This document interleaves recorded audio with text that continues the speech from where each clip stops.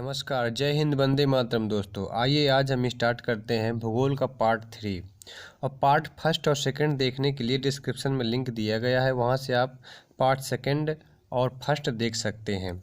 आइए स्टार्ट करते हैं। ये बहुत ही इंपॉर्टेंट क्वेश्चन है जो प्रत्येक एग्जाम में आए हुए क्वेश्चन है, कहीं ना कहीं सभी आए हुए क्वेश्चन है और बहुत ही इंपॉर्टेंट है। तो आइए चलिए स्टार्ट करते हैं।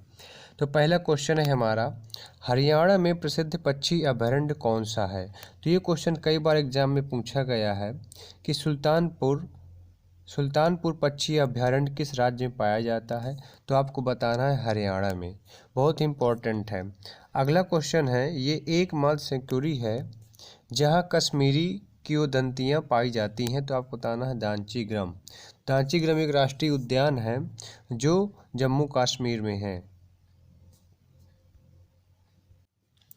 तो ये एकमात्र ऐसा सेंचुरी है जहाँ पर कश्मीरी किंवदंतियाँ पाई जाती हैं। तो आपको बताना है ये दांचीग्राम है और ये राष्ट्रीय उद्यान भी है। अगला क्वेश्चन है हमारा, प्रसिद्ध गिर वन कहाँ स्थित है। तो प्रसिद्ध गिर वन हमारा गुजरात में पाया जाता है और गिर राष्ट्रीय उद्यान भी है। ये क्वेश्चन पूछा जाता है गिर राष्ट्रीय उद्यान कहाँ पाया जाता है। तो बब्बर शेर के लिए प्रसिद्ध है, एशियाई शेर के लिए प्रसिद्ध है, वो हमारा गुजरात में है। अब क्वेश्चन आता है हमारा, मैंग्रोव क्या है। तो मैंग्रोव जो है हमारे एक प्रकार के वन होते हैं जिन्हें डेल्टाई वन कहते हैं, वर्षा वन या उष्णकटिबंधीय वन कहते हैं। ये सुंदर वन का जो डेल्टा है ये वहाँ पर अधिकतर पाए जाते हैं जिन्हें मैंग्रोव वन कहते हैं। सुंदरी वृक्ष किस प्रकार के वनों में पाया जाता है। तो सुंदरी वृक्ष आपका ज्वारीय वनों में पाया जाता है। बायोस्फीयर रिजर्व की पहली योजना कौन सी थी। तो ये थी आपकी नीलगिरी बायोस्फीयर रिजर्व। तो ये बहुत ही इंपॉर्टेंट क्वेश्चन है। तो सबसे पहली परियोजना थी ये नीलगिरी बायोस्फीयर रिजर्व। वैश्विक विरासत वन किसे माना जाता है। तो वैश्विक विरासत वन किसे माना जाता है। तो असम में काजीरंगा को और पश्चिम बंगाल में सुंदरवन को। तो इन्हें जो है वैश्विक विरासत वन माना जाता है दो को। असम में जो काजीरंगा राष्ट्रीय उद्यान है, पश्चिम बंगाल में सुंदरवन राष्ट्रीय उद्यान है। अगला क्वेश्चन है हमारा, काजीरंगा राष्ट्रीय उद्यान किसके लिए प्रसिद्ध है। तो काजीरंगा राष्ट्रीय उद्यान हमारा गैंडा के लिए प्रसिद्ध है, एक सींग वाले गैंडा के लिए, और जो किस राज्य में है, असम राज्य में है। तो क्वेश्चन इस तरह पूछा गया है कई बार कि काजीरंगा राष्ट्रीय उद्यान किस राज्य में है। तो आपको बताना है असम में है। और काजीरंगा राष्ट्रीय उद्यान किस चीज़ के लिए फेमस है। तो गैंडा के लिए फेमस है, एक सींग वाले गैंडा के लिए। भारत में समुद्री गाय किस बायो रिजर्व क्षेत्र में पाई जाती है। तो ये मन्नार की खाड़ी में पाई जाती है। तो भारत में जो समुद्री गाय है ये किस बायो रिजर्व क्षेत्र में पाई जाती है। तो मन्नार की खाड़ी में, तमिलनाडु में है, तो वहाँ पर पाई जाती है। मध्य प्रदेश में शिवपुरी राष्ट्रीय उद्यान किसके लिए महत्वपूर्ण है। तो सबसे पहले तो हमें ये पता होना चाहिए कि शिवपुरी राष्ट्रीय उद्यान किस राज्य में है। तो ये मध्य प्रदेश में है। और यहाँ पर कौन से जीव पाए जाते हैं। तेंदुआ और चीता के लिए ये महत्वपूर्ण प्रसिद्ध है। कान्हा राष्ट्रीय उद्यान कहाँ स्थित है। तो कान्हा राष्ट्रीय उद्यान हमारा मध्य प्रदेश में है और मध्य प्रदेश के मांडला जिले में है। विश्व का एकमात्र प्लावी राष्ट्रीय उद्यान अवस्थित है। तो विश्व का एकमात्र प्लावी राष्ट्रीय उद्यान हमारा मणिपुर में है। और विश्व का एकमात्र तैरता हुआ राष्ट्रीय उद्यान केबुल लामजाओ कहाँ है। तो यानी कि ये एकमात्र तैरता हुआ राष्ट्रीय उद्यान है जो मणिपुर में है। और मणिपुर की राजधानी का क्या नाम है। तो आपको ध्यान रखना है मणिपुर की राजधानी का नाम है इम्फाल। अगला क्वेश्चन है, वर्षा वन भारत में कहाँ पाए जाते हैं। तो वर्षा वन भारत में पूर्वोत्तर हिमालय और पश्चिमी घाट में पाए जाते हैं। तो आपको ध्यान रखना है, इंपॉर्टेंट क्वेश्चन है कि वर्षा वन भारत में अधिकतर कहाँ पाए जाते हैं। तो पूर्वोत्तर हिमालय में और पश्चिमी घाट में पाए जाते हैं। मुदुमलाई वन्य जीव अभयारण्य किस राज्य में स्थित है। तो ये कर्नाटक, तमिलनाडु और केरल 3 राज्यों में फैला है। यानी कि जो मुदुमलाई वन्य जीव अभयारण्य है ये कर्नाटक में भी इसका कुछ हिस्सा है, तमिलनाडु में कुछ हिस्सा है और केरल में भी हिस्सा है। तो इसको ध्यान रखिएगा। भारत में पहला बायोस्फीयर रिजर्व कहाँ स्थापित किया गया था। तो नीलगिरी में स्थापित किया गया था। और कब किया गया था, 1986 में। ये भी ध्यान रखना है। भारत में कितने पारिस्थितिक हॉट स्पॉट हैं। तो ये बहुत इंपॉर्टेंट क्वेश्चन है कि भारत में हॉट स्पॉट कितने हैं। तो भारत में हॉट स्पॉट हमारे 4 हैं। जैसे ये हमारा भारत है तो ये एक पश्चिमी घाट हॉट स्पॉट हो गया, और एक हमारा हो गया भारत म्यांमार, यहाँ पर भारत और म्यांमार है तो ये हो गया एक सुंडालैंड हो गया, सुंडालैंड हो गया, और एक हमारा हिमालय क्षेत्र हो गया। तो 4 हमारे हॉट स्पॉट हैं। तो एक पश्चिमी घाट हो गया, एक इंडो बर्मा यानी भारत म्यांमार क्षेत्र हो गया, और एक सुंडालैंड क्षेत्र हो गया, और एक हिमालय क्षेत्र हो गया। तो भारत में हमारे 4 हॉट स्पॉट हैं, उनको ध्यान रखना है। नेपाल में कौन सा राष्ट्रीय उद्यान भारत में वाल्मीकि राष्ट्रीय उद्यान की निरंतरता है, यानी कि नेपाल में एक राष्ट्रीय उद्यान है जो भारत में वाल्मीकि राष्ट्रीय उद्यान की निरंतरता है। तो वाल्मीकि राष्ट्रीय उद्यान हमारा बिहार में है, और बिहार में जो राष्ट्रीय उद्यान है यही नेपाल में जो चितवन राष्ट्रीय उद्यान के नाम से भी जाना जाता है, यानी कुछ हिस्सा वहाँ पर भी है। तो ध्यान रखना है कि नेपाल में कौन सा राष्ट्रीय उद्यान भारत में वाल्मीकि राष्ट्रीय उद्यान की निरंतरता है, यानी कि चितवन राष्ट्रीय उद्यान। तो वाल्मीकि राष्ट्रीय उद्यान हमारा कहाँ है, बिहार में है, और बिहार नेपाल के बगल में ही उससे स्पर्श करता है। चंदन के वृक्ष के लिए किस प्रकार का वन उपयुक्त है, तो बहुत ही इंपॉर्टेंट क्वेश्चन है कि चंदन के वृक्ष के लिए किस प्रकार का वन उपयुक्त है। तो उष्ण कटिबंधीय पर्णपाती वन, और अधिकतर हमारे देश में चंदन किस राज्य में होता है, तो कर्नाटक में, कर्नाटक में चंदन अधिकतम होता है।